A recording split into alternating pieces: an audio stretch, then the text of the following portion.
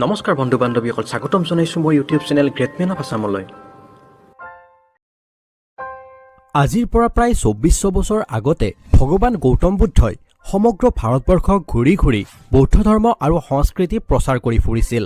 যি সময়ত ভাৰতৰ সমগ্ৰ উত্তৰ পূৰ্বাঞ্চলতে ধাৰাসাৰ বৃষ্টিপাত হৈ আছিল, আৰু সেই সময়তেই এটি নিশা গৌতম বুদ্ধৰ লগত এনেকুৱা এটা ঘটনা ঘটিছিল যিটো আজি মই ক'ব বিচাৰিছোঁ। ভাৰতবৰ্ষৰ উত্তৰ পূৰ্বাঞ্চলৰ এখন ঠাইত এবাৰ বুদ্ধ আৰু তেওঁৰ শিষ্য সন্যাসীসমূহ ধাৰাসাৰ আৰু নেৰানেপেৰা বৰষুণৰ বাবে আবদ্ধ হৈ পৰিছিল, আৰু সেইবাবে তেওঁলোকে আগবাঢ়ি নগৈ সেই ঠাইতে কিছুদিন থাকিবৰ সিদ্ধান্ত লৈছিল, কিয়নো বৰষুণৰ ফলত জংঘলৰ পথেদি চলাচল কৰা খুবেই বিপদজনক আছিল আৰু কেইবাজনো সন্যাসী নৰিয়া হৈ পৰিছিল, আৰু সেইবাবে তেওঁলোকে বাৰিষাৰ ২-৩ মাহ সময় সেই ঠাইতে থাকিবলৈ সিদ্ধান্ত লৈছিল। একেখন ঠাইতে বহুদিন থাকিবলগীয়া হোৱাৰ বাবে সন্যাসীসকল খাদ্য সংকটত পৰিছিল। সেয়ে সেই ঠাইত থকাৰ সময়ত সন্যাসীসকলে নিকটৱৰ্তী গাঁও আৰু নগৰসমূহলৈ দিনৰ ভাগত ভিক্ষা কৰিবলৈ গৈছিল। এনেদৰেই নগৰ আৰু গাঁৱলৈ যাওঁতে এদিন গৌতম বুদ্ধৰ ডাঙৰ ককায়েক আনন্দ তীৰ্থৰ সৈতে এগৰাকী বেশ্যাৰ সাক্ষাৎ হৈছিল, যিয়ে আনন্দ তীৰ্থক খুব আনন্দ মনেৰে ভিক্ষা দিছিল। আৰু সেই বেশ্যা মহিলাগৰাকীয়ে আনন্দ তীৰ্থৰ ওখ আৰু সুঠাম চেহেৰা দেখি তেওঁৰ প্ৰতি আকৰ্ষিত হৈছিল। ইয়াৰ পিছত সেই মহিলাগৰাকীয়ে আনন্দ তীৰ্থক কৈছিল, সাধু সন্যাসীসকলে হেনো থাকিবলৈ ঘৰ বিচাৰি আছে, আপুনি মোৰ ঘৰতে থাকিব পাৰিব, আপোনাৰ থকা খোৱাৰ সকলো ব্যৱস্থা আমাৰ ঘৰতে পাব। লগে লগে আনন্দ তীৰ্থই কৈছিল, এই কথা মই গৌতম বুদ্ধৰ সৈতে আলোচনা কৰিব লাগিব আৰু তাৰ পাছতহে মই আপোনাক উত্তৰ দিব পাৰিম।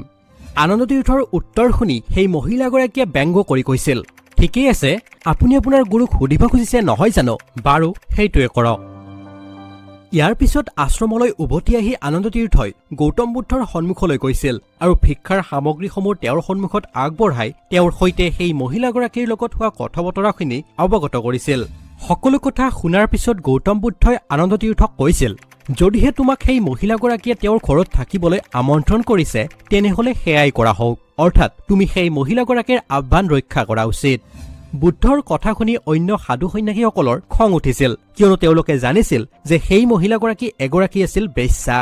সেইবাবে তেওঁলোকে গৌতম বুদ্ধক প্ৰশ্ন কৰিছিল, প্ৰভু আপুনি কেনেকৈ ইমান তললৈ নামিব পাৰে, আমি এই দিন দেখিবলৈহে বাকী আছিল নেকি, আমাৰ এই আধ্যাত্মিক প্ৰক্ৰিয়া সকলো ভুল নেকি, আপুনি কেনেকৈ এজন সন্যাসীক এজনী বেশ্যাৰ সৈতে ৰাতি কটাবলৈ অনুমতি দিব পাৰিছে। সন্যাসীজনৰ এই কথা শুনি গৌতম বুদ্ধই মূৰ দাঙি চাইছিল আৰু কৈছিল, তোমালোকে কিয় ভয় কৰিছা, যিগৰাকী মহিলাই তেওঁক মাতিছে তেওঁক তাতেই থাকিব দিয়া, তাত কোনো সমস্যা নহয় আৰু আধ্যাত্মিকতাৰো কোনো অপচয় নহয়। এই কথা শুনি সন্যাসীসকল বুদ্ধদেৱৰ কাষৰ পৰা কিছু দূৰলৈ গৈছিল। তাকেই দেখি বুদ্ধদেৱে ডাঙৰকৈ কৈছিল, তোমালোকে কি বুজিবা, হৈছে আমাৰ জীৱন যাপন কৰাৰ এক শক্তিশালী পদ্ধতি, আৰু তোমালোকে কৈছা মোৰ সিদ্ধান্ত সঠিক নহয়। শুনা, আমাৰ আধ্যাত্মিক শক্তিতকৈ যদি কাম বাসনা বেছি শক্তিশালী হয় তেনেহলে আমিও গৈ সেই একে পদ্ধতিকে পালন কৰিব লাগিব। এজন সত্য সন্যাসীয়ে তাকে কৰা উচিত। আমাৰ আধ্যাত্মিক শক্তিতকৈ যদি কিছু শ্ৰেষ্ঠ পোৱা যায় আমি তাকেই গ্ৰহণ কৰা উচিত। ইয়াৰ পিছত বুদ্ধদেৱৰ এই কথাখিনিত সকলো সন্যাসীয়ে আচৰিত হৈ পৰে আৰু আনন্দ তীৰ্থই বুদ্ধৰ অনুমতি লৈ মহিলাগৰাকীৰ ওচৰলৈ গমন কৰে।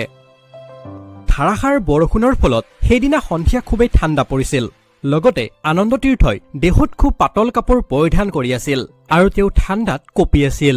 ইয়াকে দেখি সেই মহিলাগৰাকীয়ে আনন্দ তীৰ্থক গৰম পোছাক পিন্ধিবলৈ আগবঢ়াই দিছিল আৰু আনন্দ তীৰ্থই ঠাণ্ডাৰ পৰা পৰিত্ৰাণ পাবলৈ সেই গৰম কাপোৰখিনি ধুনীয়াকৈ পিন্ধি লৈছিল।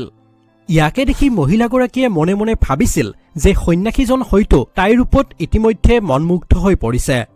ইয়াৰ পিছত মহিলাগৰাকীয়ে ৰাতি খাবলৈ খুব সুস্বাদু খাদ্য প্ৰস্তুত কৰিছিল আৰু আনন্দ তীৰ্থৰ সৈতে বহি একেলগে গ্ৰহণ কৰিছিল। আহাৰ গ্ৰহণৰ পিছত মহিলাগৰাকীয়ে আনন্দৰ মন মোহিবলৈ নৃত্য কৰিছিল আৰু আনন্দ তীৰ্থয়ো সেই নৃত্য খুব সুন্দৰকৈ উপভোগ কৰিছিল। সংগীতৰ শব্দ শুনি মহিলাগৰাকীৰ ওচৰে পাজৰে থকা ঘৰৰ মানুহে ভাবিছিল যে বেশ্যাগৰাকীৰ কাম বাসনাত পৰি সন্যাসী আনন্দ তীৰ্থ পথভ্ৰষ্ট হল আৰু আনন্দ তীৰ্থই নিজৰ চৰিত্ৰৰ ফালৰ পৰা খুব তললৈ নামি গল।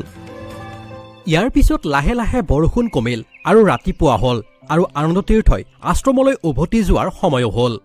ইয়াৰ কিছু সময়ৰ পিছত আনন্দ তীৰ্থ আশ্ৰমত গৈ উপস্থিত হল, কিন্তু এইবাৰ তেওঁ অকলে নহয়, তেওঁৰ লগত অন্য এগৰাকী সন্যাসী আশ্ৰমলৈ গল, অৰ্থাৎ সেই বেশ্যা মহিলাগৰাকীয়ে সন্যাসীৰ বেশত আনন্দ তীৰ্থৰ সৈতে আশ্ৰমলৈ গৈছিল আৰু তেনেকৈ সেই বেশ্যা মহিলাগৰাকীয়ে সত্যপথৰ সন্ধান লাভ কৰিছিল এই ঘটনাক সাক্ষী কৰি আশ্ৰমৰ সকলো সন্ন্যাসীয়ে তলমূৰ কৰিছিল আৰু বুদ্ধদেৱে এটা তৃপ্তিৰ হাঁহি মাৰিছিল ইয়াৰ পিছত বুদ্ধদেৱে কৈছিল এয়াই হৈছে সত্যপথৰ শক্তি যাৰ ফলত বেয়াতকৈ বেয়া মানুহ সত্যৰ সংস্পৰ্শলৈ আহি নিজকে শুদ্ধি কৰে আৰু সত্যক আঁকোৱালি লয় গতিকে বন্ধুসকল আমিও যদি সদায় সত্যৰ পথত খোজ দিওঁ তেন্তে আমাৰ সংস্পৰ্শলৈ আহিও বেয়া মানুহবোৰ ভাল হৈ পৰিব আৰু সেইবাবে আমি সকলোৱে সদায় সত্যৰ পথত চলিব লাগে শেষত সত্যৰ সদায় জয় হওক ধন্যবাদ আজিলৈ ইমানেই ধন্যবাদ যদি ভিডিঅ'টো ভাল পালে লাইক কৰিব শ্বেয়াৰ কৰিব কমেণ্ট কৰিব আৰু যদি এনেকুৱা ধৰণৰ ভিডিঅ' আপুনি চাই থাকিব বিচাৰে তেনে মোৰ চেনেলটো ছাবস্ক্ৰাইব কৰি ল'ব ধন্যবাদ